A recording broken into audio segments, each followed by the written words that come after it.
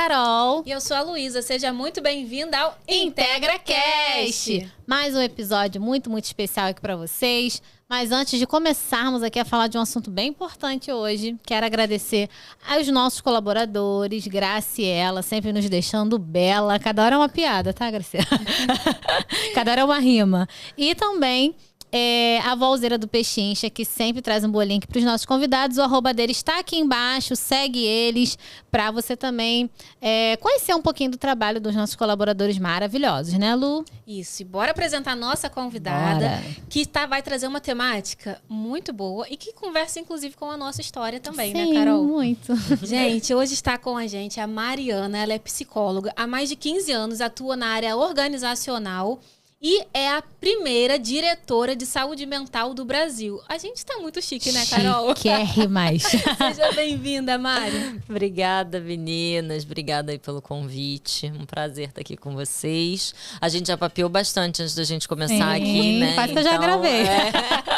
Então a gente já viu que tem bastante coisa aí em comum nas nossas trajetórias, nas nossas escolhas. Então Verdade. vai ser um papo muito gostoso. Obrigada pelo convite. Obrigada. Bom, e Mari, começa contando pra gente um pouquinho da tua história, né? Dessa trajetória aí de 15 anos e até mesmo de como você se tornou pioneira, né? A primeira diretora de saúde mental do Brasil, que é algo que a gente ainda não escuta falar muito. Como foi essa trajetória pra você? Lu, seguinte, né? Eu me formei em psicologia, entrei na psicologia achando que eu ia clinicar, né? Falando que a psicologia, na verdade, era psicologia clínica, né?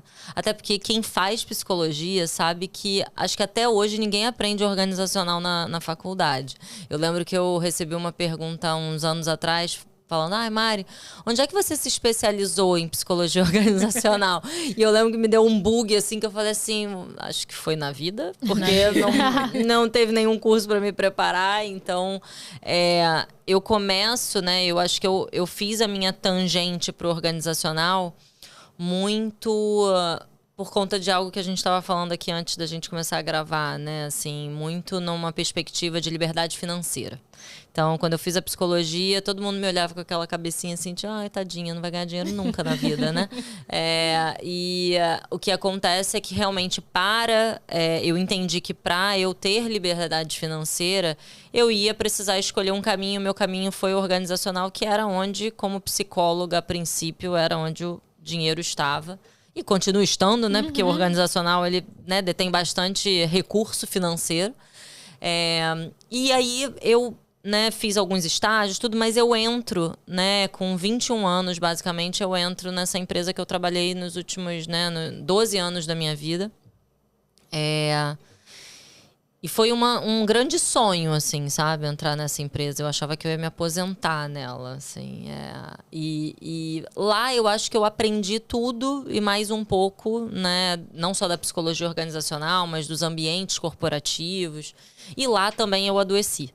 Então, a história, né? A minha história, ela vai muito por esse lado, né? Em que assim como eu acho que boa parte das nossas experiências, né, quando a gente vive elas de forma individual, a gente se apropria de muita coisa e talvez surja um grande propósito, né? Surja uma grande, aquele brilho ali que você fala, opa, peraí, que isso aqui tá diferente. Eu preciso dar mais atenção a isso. Então, eu sempre fui uma pessoa, né, até pela minha formação, uma pessoa muito conectada ao autoconhecimento, que acredita, né, acredito muito que o autoconhecimento, ele é a nossa maior ferramenta, ele é o nosso maior superpoder. E a gente usa muito pouco o nosso superpoder, né? Porque a gente olha muito para o lado, se compara muito, compete muito, né? E a gente perde a nossa capacidade de olhar, né, para o nosso interno. Então, eu sempre fui muito essa pessoa, mas num ambiente extremamente insano, né? De uma competitividade absurda.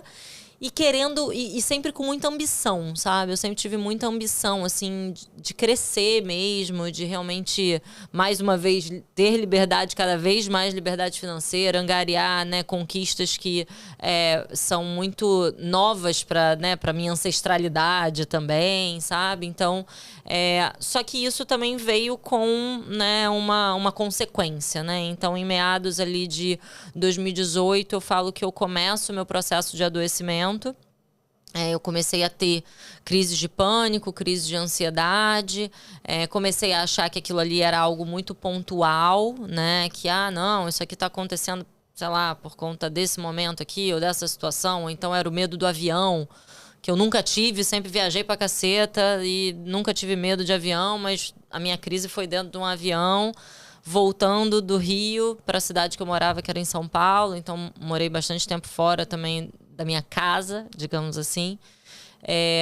E aí eu fui começar a entender, né? Eu evitei ainda durante um tempo, eu brinco muito que a casa de ferreiro espeto é de pau, né? Então, eu evitei durante muito tempo entender esse adoecimento como um processo mais sistêmico, sabe? Até que em 2019 eu me rendo à história eu tenho o diagnóstico de estar com a síndrome de burnout. Me rendo a esse diagnóstico. Em vários momentos achei que eu tirasse, né, ia tirar férias, de repente ia dar uma resolvida, né, alguma coisa assim, fazer muito yoga.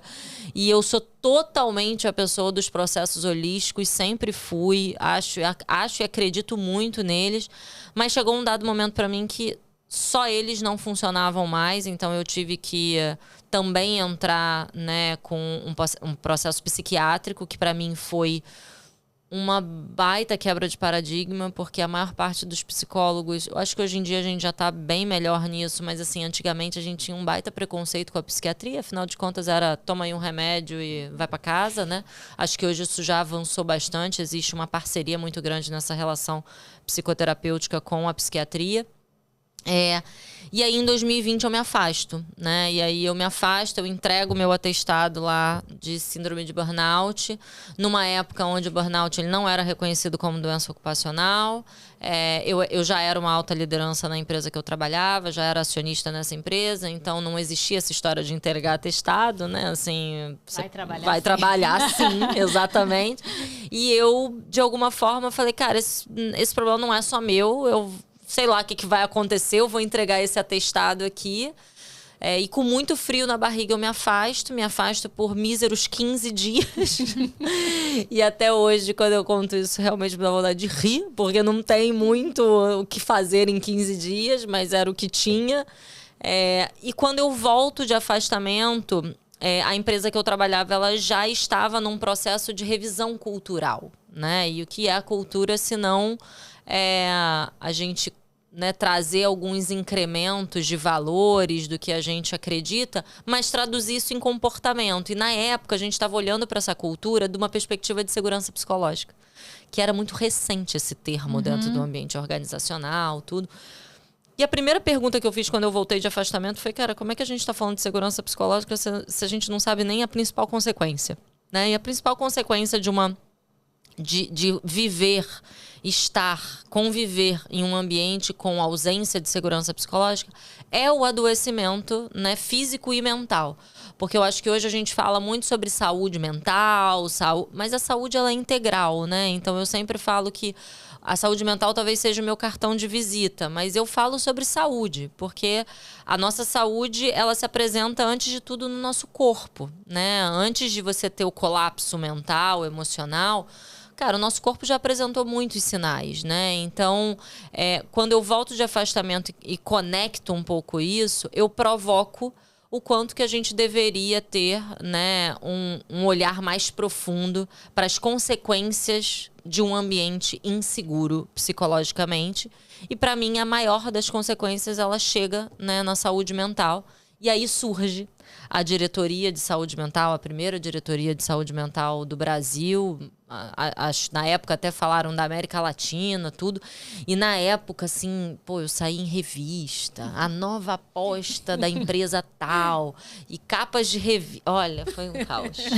E era muito engraçado, porque assim, quem via achava aquilo muito glamuroso. E em algum nível eu também achava. Eu tava tipo, nossa, quanto reconhecimento, quanta coisa. Só que eu tava muito ferrada. Eu tava muito adoecida. E hoje eu consigo perceber o quanto que viver aquilo ali foi muito complexo para mim. Viver essa exposição adoecida. Porque eu comecei a responder como a primeira diretora de saúde mental do Brasil, como se eu soubesse muitas respostas e eu não tinha resposta nem para mim, né? Comecei a fazer benchmark com outras grandes empresas, outras empresas gigantes. E hoje eu paro, eu olho, eu falo, cara, como é que eu sobrevivi àquilo? E na verdade foi sobrevivência mesmo, né? Porque o meu adoecimento, ele durou uns 5 anos, assim. Ele começou a se apresentar em 2018 e eu só fui me sentir com uma integralidade novamente em 2023. Isso tem muito pouco tempo, né? Então, assim, essa é a história, né? Que foi um misto de um pouco da minha história. Obviamente eu não carrego só essa história organizacional, né? Eu tenho uma família maravilhosa que sempre me apoiou muito e a gente sabe o quanto que isso é muito importante, né, nos adoecimentos. Então você ter uma boa rede de apoio. Na época que eu comecei, né, a minha primeira crise de pânico, de ansiedade, tinha 1 semana que eu tinha conhecido meu marido, meu atual marido na época, né, era um ficante. E cara, ele sustentou muita coisa, né, me ajudou muito. Eu sempre tive uma rede muito boa de amizades.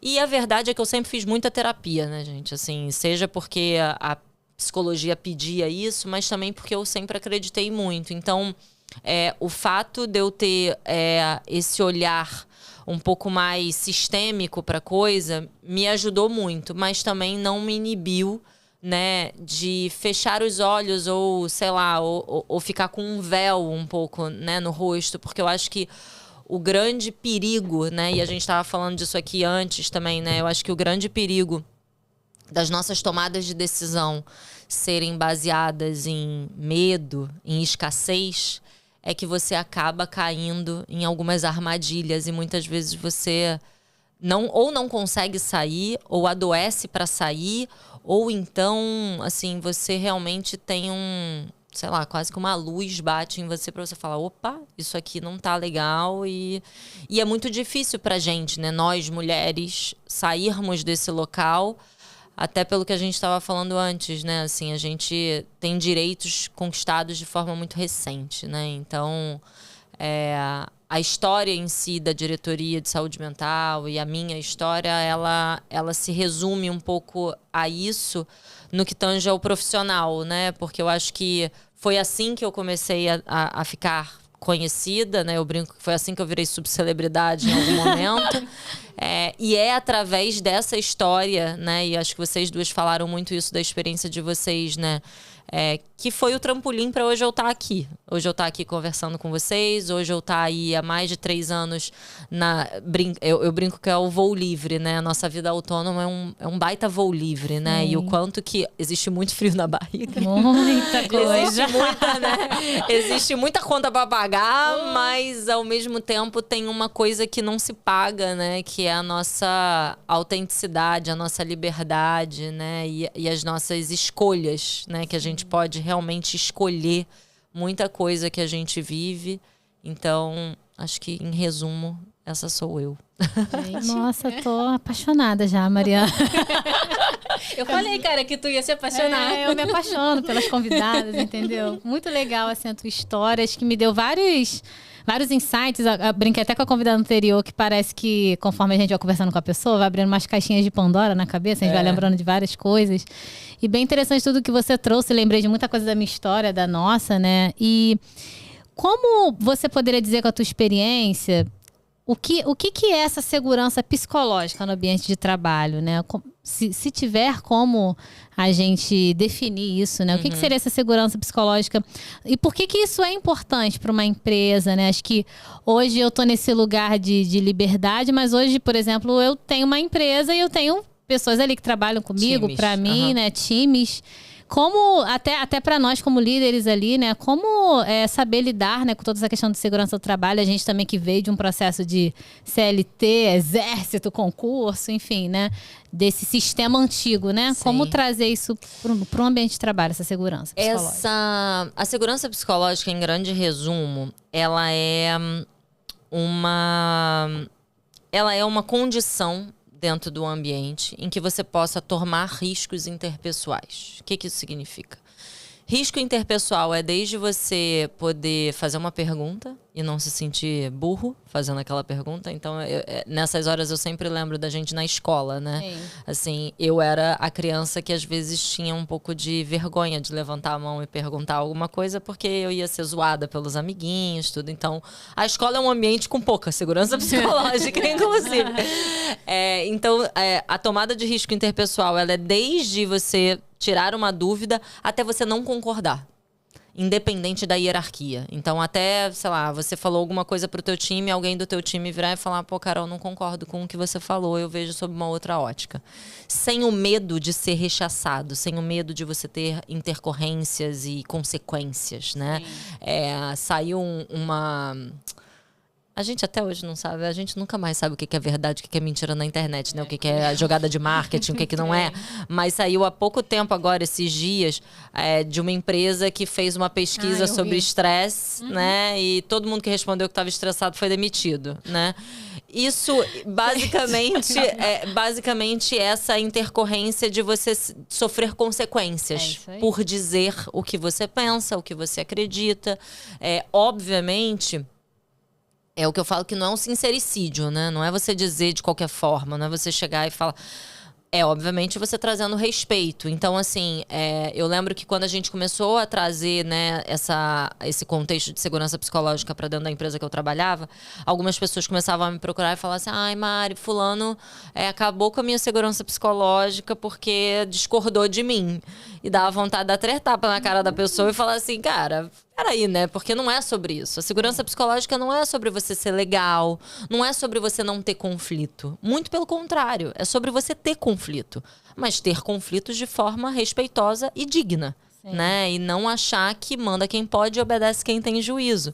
Que é a história da vida no trabalho, né? Assim, quantas vezes a gente já ouviu nossos pais falando isso? Quantas vezes a gente já ouviu no próprio ambiente de trabalho? Vocês, na história de vocês, eu não tenho a menor dúvida. Né? Então, existe uma dinâmica de poder que a gente vivencia dentro do ambiente de trabalho, seja ele no exército, seja dentro de uma empresa. E, inclusive, a minha empresa, ela se inspirava muito, né, em mecânicas de exército. Né? Exatamente, porque dá certo, né? Porque tem uma dinâmica de poder, de disciplina, né? De rigidez. E as consequências, né, de um ambiente inseguro é que você perde autenticidade, você perde diversidade, você perde inovação, você perde capacidade de aprendizagem, porque fica todo mundo assim, né? Fica todo mundo seguindo um caminho que alguém fala para você que é o caminho certo. Então, as grandes consequências positivas de você ter um ambiente de segurança psicológica é exatamente, num mundo complexo como o de hoje, você poder inovar. Você poder testar e errar sem medo de que, nossa, esse erro aqui que eu cometi, vou ter uma grave consequência, sabe? Então... Todas essas características são características, né, de ambientes que zelam pela segurança psicológica. Então, hoje a gente vê um monte de gente falando que não, com inteligência artificial, com não sei o quê, como é que a gente vai inovar? Porque a IA, né, a inteligência artificial, vai tomar o lugar da gente. Cara, vai tomar o lugar da gente se a gente não usar isso aqui, né? Porque eu sempre gosto de falar que quem é que cria a inteligência artificial, né? Não somos nós. Então, se a gente não for capaz de fazer bom uso do que está aqui dentro, a gente vai continuar criando coisas muito ruins, né? E isso serve para tecnologia, né? Assim, para todos os canais. A gente vê... Hoje tem já um termo que se usa, né? O brain rot, né? Que é um termo que fala sobre o seu cérebro estar adoecendo, sendo derretido pelo consumo das redes sociais. E é óbvio que existe, né, uma vertente que fala muito sobre o adoecimento após as redes sociais, né, e todas as consequências. Mas não há como negar que também existiu algo muito positivo com as redes sociais, muito positivo com a tecnologia. Então, a forma como a gente se utiliza, e aí isso fala muito sobre a gente, né? A forma como a gente se utiliza desse ferramental é como vão se apresentar as consequências disso. Então, a liderança, ela tem um papel muito crucial para ajudar a formar esse ambiente. Por quê? Porque é com a liderança que hoje está o poder. O poder de decisão, todos os outros poderes envolvidos, poder financeiro. Então não dá para dizer que o líder ele não tem responsabilidade, ele tem. Mas também não dá para dizer que a responsabilidade é só do líder. Porque num ambiente de segurança psicológica, a gente fala que a liderança ela é flutuante. O que isso significa? Que não existe mais, até num organograma, a gente coloca o líder e o time embaixo. Numa perspectiva de segurança psicológica, de forma bem visual, o líder não está em cima, o líder está no centro, o líder está no meio do seu time. Porque você pode saber muito mais do que eu sobre vários outros assuntos. E a minha capacidade de me adequar a essa liderança, de falar, pô, a Carol sabe muito mais do que eu, deixa ela tomar a frente desse projeto. A Lu sabe muito mais sobre outras coisas que eu e Carol não sabem. Então, deixa ela tomar a frente aqui dessa liderança, nessa perspectiva. Então, só que para isso existir, o líder ou a pessoa, as pessoas, elas precisam estar muito conectadas com os próprios talentos, com a própria individualidade, a ausência de ego, a ausência de vaidade, né? Que é o que faz a gente sentar nas cadeiras de poder e falar, opa, essa cadeira aqui é minha e ninguém me tira dessa cadeira aqui, porque eu lutei muito para chegar nela. Mas, e aí?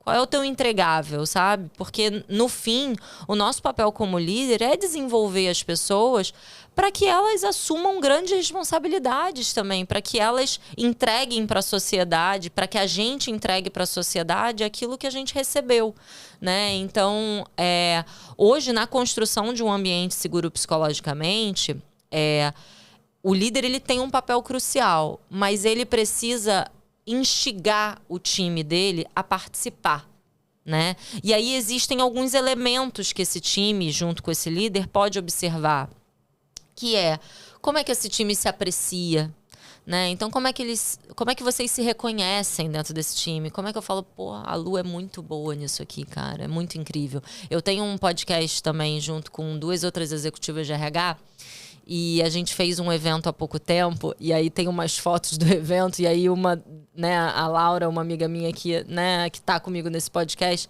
tem uma foto que eu tô olhando pra ela, juro que parece que eu tô apaixonada por ela, porque eu tô assim, tipo, o olho brilhando, sabe, assim. E ela brincou e falou assim, pô, olhe pra alguém como a Mariana olha pra mim em cima de um palco, sabe? Porque a apreciação é sobre isso, né? É sobre você olhar pra pessoa e falar, cara, que fantástico eu conviver com a Carol, eu conviver com a Lu, porque elas me ensinam tanto sobre tal coisa. Então, é sobre como você aprecia o outro, é sobre como você pede ajuda, é sobre como você corre risco, é sobre como você tem um olhar para a diversidade. Então, se as pessoas, né, se você tá num círculo onde todo mundo é igual a você, onde todo mundo tem a mesma história que você, cara, o que você tem aprendido sobre diversidade, né? E numa sociedade como a nossa, que a gente fala que né, que quem precisa de ajuda é a minoria, é uma loucura, né? Porque quem fala isso é o 0,01% da população que tem algum acesso, né? Então, tudo isso, no fim, para mim, fala sobre impacto social. Tudo isso, para mim, fala sobre responsabilidade social. Então, e tudo isso fala, no fim, também sobre o nosso propósito de vida, sobre o sentido da nossa vida aqui. Então, a gente não veio aqui só para apertar botão, trabalhar e ganhar dinheiro, né? O que a gente vai deixar de legado, né? Então, acho que a segurança psicológica é mais uma metodologia que ajuda a gente a olhar para esses elementos, para os elementos, né, comportamentais, para as pessoas, de uma forma mais profunda do que a gente olhava, sei lá, há 30 anos atrás, 40 anos atrás, sabe? Ai, tô Se identificou, né, Carol? Tô aqui assim, Adoro, ó. adoro. Carol tá olhando pra mim exatamente. Outro meme. Olhe para a Mariana assim como Carol olha pra ela. Sim, caramba, que legal. E eu acho que o quanto que a gente se identifica nesse discurso também, né? Porque a gente vem muito desse lugar onde... Parece que ela reuniu todos os livros que eu leio, né? Nas palavras. E eu acho que a própria vivência, a gente vem muito desse lugar de uma instituição onde era zero segurança psicológica, onde a gente não tinha o direito de falar, porque senão a gente era ponderão. Eu já escutei isso, você é muito ponderona. Sim. Mas se eu não achava certo, eu queria falar que eu não achava certo. Eu queria ter o direito de poder me posicionar, de poder falar, olha, isso aqui eu não vou fazer, isso aqui eu vou fazer, isso aqui eu não acho justo.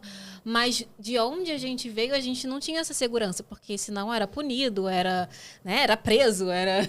Enfim, então o quanto que isso impacta, e você estava falando, eu fiquei bastante reflexiva do quanto esse processo também me adoeceu e talvez o quanto outras mulheres que estejam ouvindo a gente também estejam passando por esse processo de adoecimento e o quanto isso é sério, porque de fato a gente só passa a ser uma sobrevivente e deixa de viver uma vida com um propósito, né? Que foi justamente o que você trouxe. E aí, Mari, a gente tem falado muito hoje em dia também sobre o burnout, né?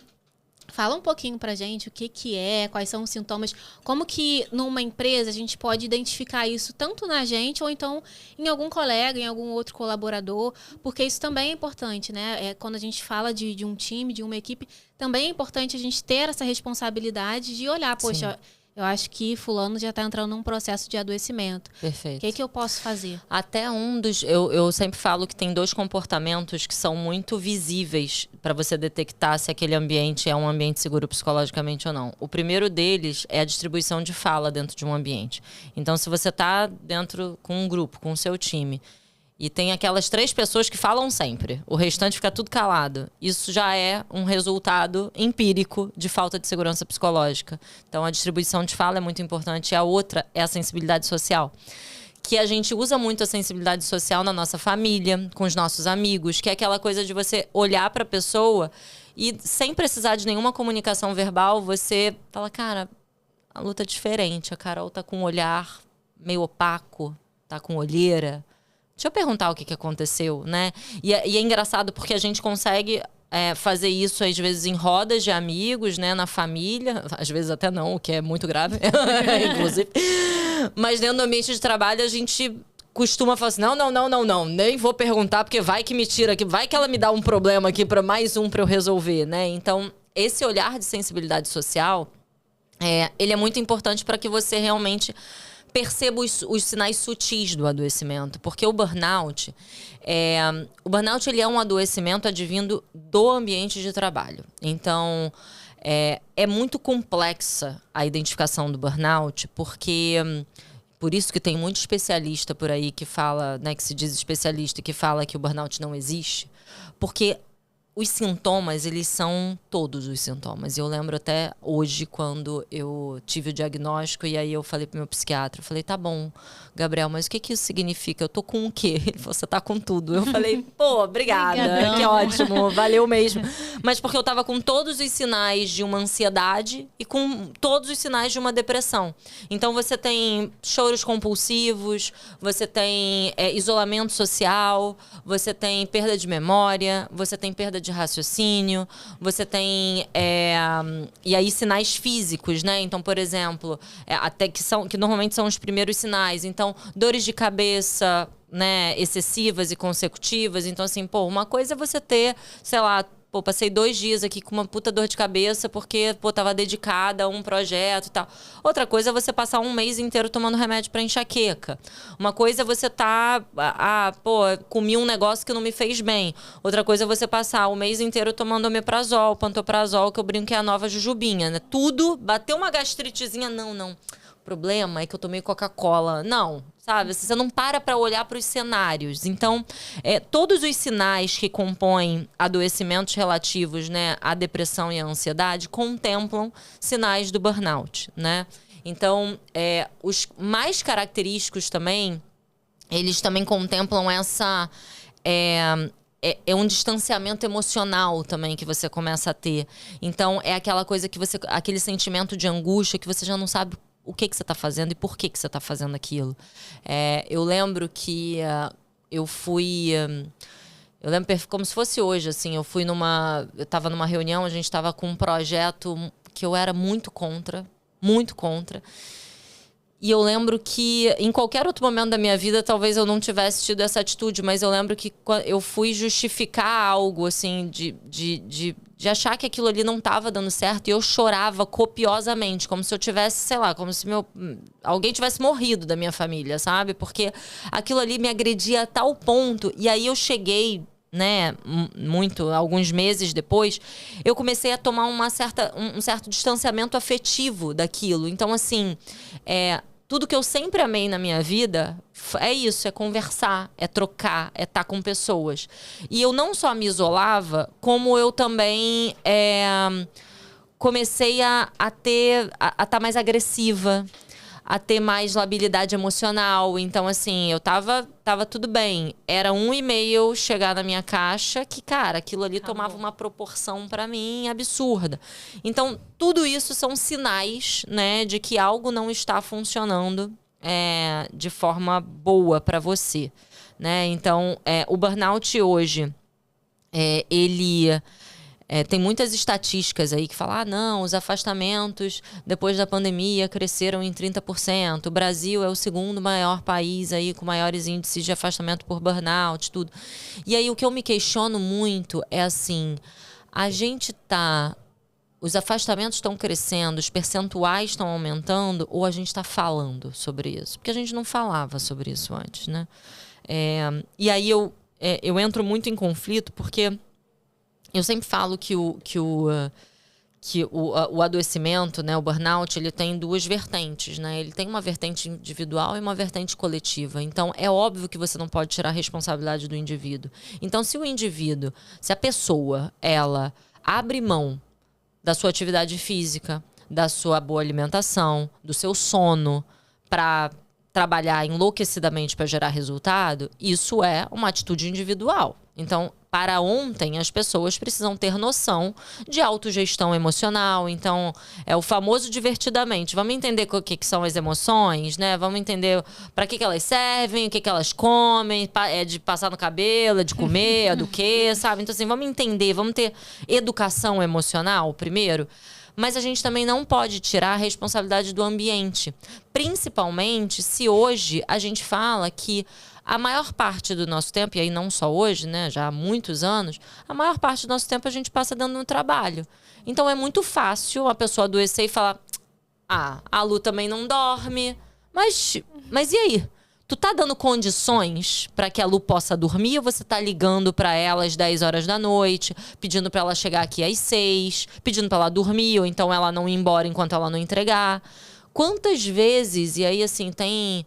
o mercado financeiro, ele é muito famoso por isso também, mas eu imagino que no Exército vocês também, né, devam ter passado por muitas coisas nesse sentido. Mas assim, quantas vezes as pessoas dormem nos seus trabalhos, sabe? Pra entregar o que precisa entregar, né? Assim, porque senão vai ter consequência, senão eu posso ser demitido. Então, o burnout, ele chegou para nomear algo que já vem acontecendo há muito tempo. E eu acho que, para além da nomeação, ele chegou para dar responsabilidade para além do indivíduo. Porque é muito fácil deixar isso na conta do indivíduo e mandar o cara ir para o SUS, mandar o cara ir para um médico qualquer, e você não assumir, né? E aí você, a gente só demitiu porque ele não está mais entregando resultado. Então, não é mais sobre isso, né? Então, vamos cobrar da mesma forma que você também entrega recurso. Né? E aí, quais são os recursos que você, como empresa, como empresário, está entregando para as pessoas que trabalham com você também. Isso é importante. Mari, e tudo que você trouxe, eu brinquei dos livros, até porque eu estou lendo um livro chamado Essencialismo. Já deve ter ouvido falar, né? Ainda tô. Inclusive é da Luísa. Não vou devolver nem tão cedo, tá? Também tá comigo, fica tranquilo. Então, a gente fez uma troca. E lá fala muito disso, né? Do que realmente é essencial na nossa vida. Eu acho que, além de toda essa... você trouxe uma questão bem interessante, porque às vezes o ambiente que a pessoa vive não dá as possibilidades. Às vezes ela quer relaxar, mas ela chega em casa, tem algum chefe perturbando a cabeça dela e tudo mais. Mas o que... Eu acho que você já trouxe muitas dicas aqui pra empresa, né? Tipo, pro líder ali da empresa se ligar, né, do que ele pode parar de perturbar, né, basicamente, na verdade ter um ambiente mais saudável, mas o que o colaborador também ele pode fazer para se recuperar ali desse burnout? Como é que ele, eu trouxe a questão do livro, mas dele saber separar o que é essencial, o que não é essencial, como é que ele pode trazer isso, assim, para a vida dele e externar isso, né, conseguir colocar isso para fora? Carol, eu não vejo nenhuma outra saída que não seja autoconhecimento. Tanto para o líder quanto para o liderado, para as pessoas no geral. Porque assim, se como líder, por exemplo, eu não conheço o que é essencial para mim, eu não vou permitir e eu não vou aceitar quando o cara do meu time falar, ó, hoje eu preciso sair 4 horas da tarde porque eu preciso pegar minha filha na escola. Eu vou falar, cara, que absurdo, que falta de comprometimento, né? Então, se você não olha para aquilo que é inegociável para você, você também não vai aceitar o que é inegociável para o outro. E, ao mesmo tempo, nós como, né, pessoas que somos lideradas também, porque eu acho que esse é um ciclo infindável, né?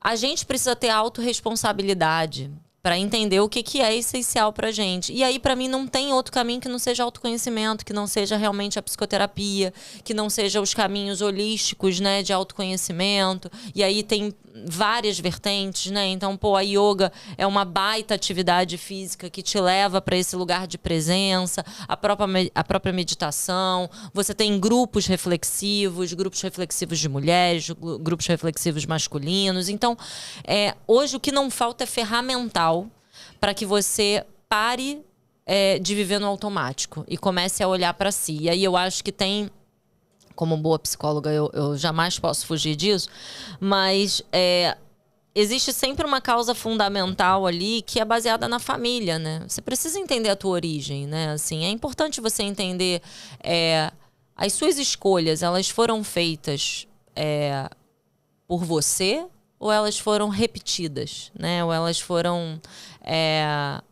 foi porque meu pai disse que era legal, foi porque minha mãe falou que... Até no início, às vezes até para suprir uma expectativa do outro, né?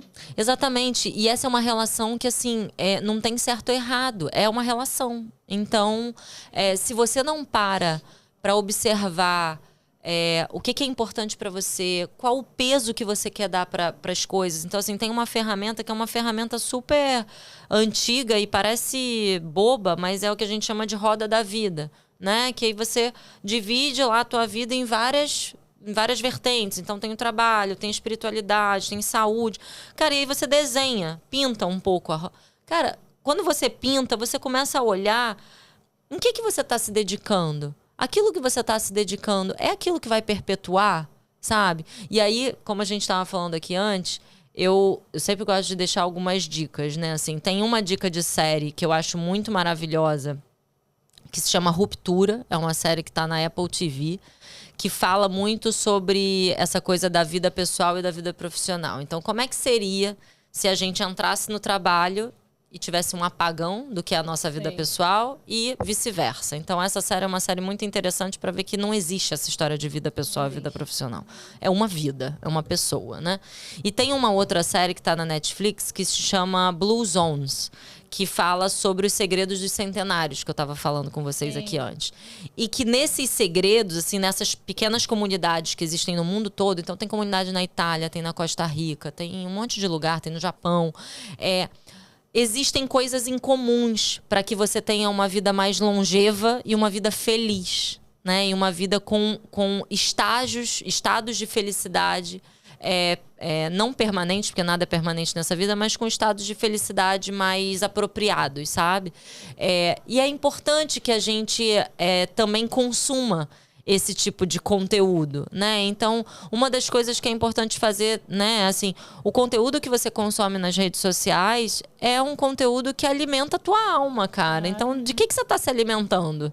Sabe? Se você está se alimentando só de violência, se você está se alimentando só de brincadeirinhas, né, assim, superficiais.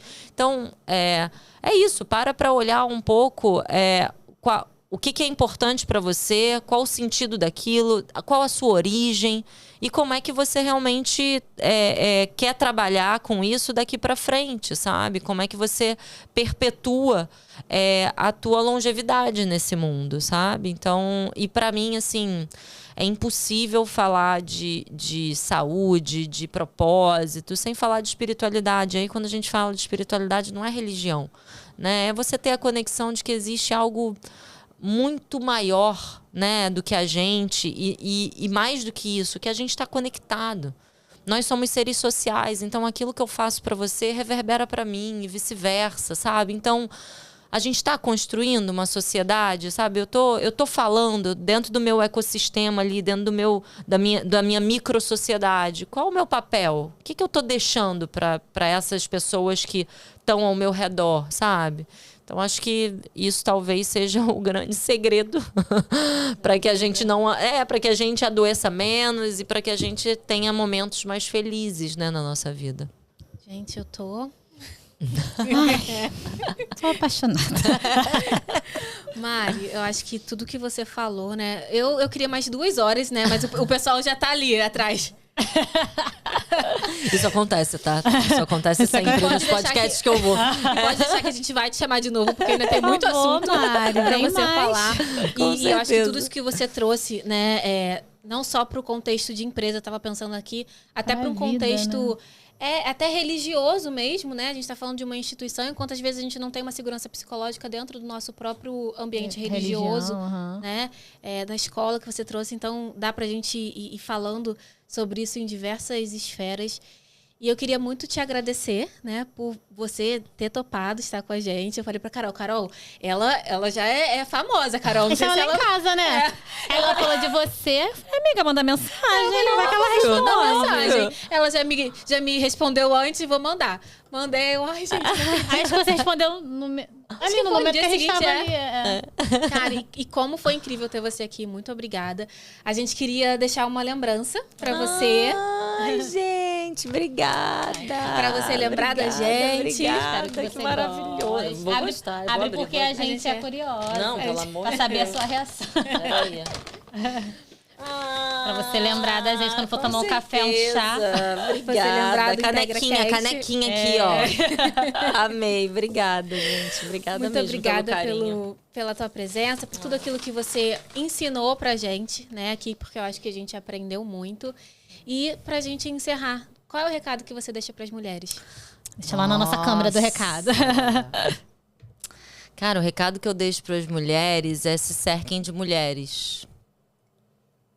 Acho que esse é o principal recado, porque eu acho que a gente se entende para além dos desafios comuns, assim, sabe? Então, consumam mulheres, impulsionem mulheres de todas as formas, sabe? Porque é muito importante que a gente se fortaleça.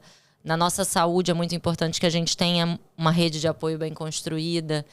E quando a gente para olhar os dados, quando mulheres adoecem, normalmente quem estão do lado das pessoas, né, que adoecem são mulheres. Então, se cerquem de mulheres, estejam com mulheres, impulsionem mulheres e se cuidem mulheres, sabe? Consumam, né, o que é essencial para vocês, porque o que é essencial pra gente, né? Porque eu acho que isso sim vai fazer com que a gente ganhe cada vez mais força, porque sem a nossa presença, não existe evolução. Isso eu tenho absoluta certeza. Então, acho que esse é o meu principal recado. E contem comigo nessa jornada. Obrigada, Mari. Obrigada a vocês. Vamos deixar o arroba dela aqui embaixo também para vocês a seguirem. Obrigada de verdade por ter participado. Tudo que você falou, para mim, fez total sentido. Porque eu brinquei que tô apaixonada. E tenho certeza que vai fazer sentido para todo mundo que tá assistindo, tá? Obrigada por ter aceitado. Obrigada. E é isso, gente. Compartilha muito esse conteúdo aqui, Curte, né? Comenta, Nossa. Compartilha com as amigas, com os amigos também, porque é importante isso aqui. Sim, que ela com falou, certeza. né? Que pros homens também já se ligarem aí. Convergência. É isso aí. E é isso, amores. Beijo. Tchau. Tchau, gente.